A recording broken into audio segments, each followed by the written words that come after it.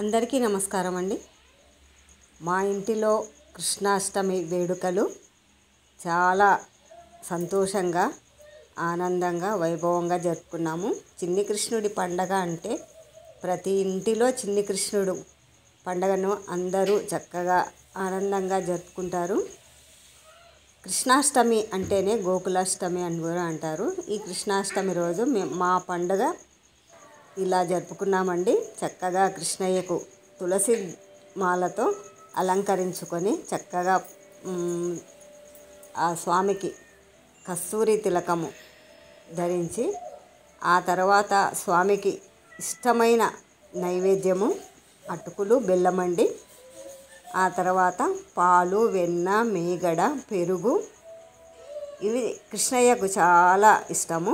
ఎందుకంటే చిన్ని కృష్ణుడు కాబట్టి వెన్న ముద్దలు గోకులంలో వెన్న ముద్దలు తిన్న అలవాటు కాబట్టి, యశోద దగ్గర గోరుముద్దలు పెరుగన్నము తిన్న అలవాటు కాబట్టి స్వామివారికి పెరుగన్నము, మీగడతో అన్నము, వెన్న, పాలు, పెరుగు ఇవన్నీ చాలా ఇష్టము. అందుకని అవన్నీ పెడతారు. ఇంకా పండు పలహారాలు నైవేద్యం అంటే ఇంకా మన ఇష్టం ప్రకారం ఉంటుందండి. చిన్ని కృష్ణుడు అప్పుడే పుట్టి గోకులంలో పెరిగి యశోద దగ్గర పెరుగుతూ ఉంటాడు కదా. యశోద తన అల్లారు ముద్దుగా కృష్ణయ్యనైతే చాలా అల్లారు ముద్దుగా పిలుస్తూ ఉంటుంది.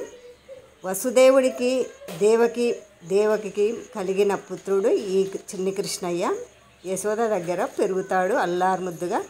వెన్నెలు తినుకుంటూ, చిలిపి ఆటలు ఆడుకుంటూ, గోపికలతో చక్కగా ఆనంద తాండవం చేస్తూ అల్లారు ముద్దుగా కృష్ణయ్య అయితే చాలా గోకులాష్టమి వేడుకలు వైభవంగా జరుపుకున్నాము. ప్రతి ఇంట గోకులాష్టమి వేడుకలు జరుపుకుంటే చాలా చిన్ని కృష్ణుడి మన ఇంటిలో నడయాడుతున్నట్టుగా మనం భావించుకొని సంతోషంగా ఆ స్వామి వేడుకలు అయితే చేసుకుంటున్నాము. ఎప్పుడో పెట్టాల్సిన వీడియో ఈరోజు పెడుతున్నాను కాబట్టి ఏమీ అనుకోకుండా నా కృష్ణయ్య, మా ఇంటిలో కృష్ణయ్య వేడుకను మీరు కూడా చూడండి. ఏం లేదండి, చిన్ని కృష్ణుడి రూపము పెట్టుకొని తనకిష్టమైన పాలు, వెన్న, మీగడ, అటుకులు, బెల్లము ఇవన్నీ సమర్పించుకుంటే చాలండి. ఆ తర్వాత స్వామివారికి దీపారాధన, కర్పూరము, పూలు, పండ్లు అన్నీ ఇంకా మన ఇష్ట ప్రకారము మనము రోజు చేసుకునేటివి. ముందుగా స్వామివారిని అలంకరించుకొని ఆ తర్వాత దీపారాధన, ఆ తర్వాత నైవేద్యము, ఆ తర్వాత ధూప నైవేద్యమును, కర్పూర హారతి, ఇంకా కొబ్బరికాయ నివేదన అంతా స్వామివారికి సమర్పించుకున్న తర్వాత స్వామివారిని సాయంకాలం పూట ఉయ్యాలలో వేసి ఊపుతారండి. ఆ వేడుక దేవాలయాల్లోనూ ఇంటిలోనూ కూడా జరుపుకోవచ్చు. ప్రతి ఒక్క ఇంటిలో జరుపుకుంటే కూడా సంతానం లేని వారికి సంతాన ప్రాప్తి కలుగుతుందని చెబుతారు.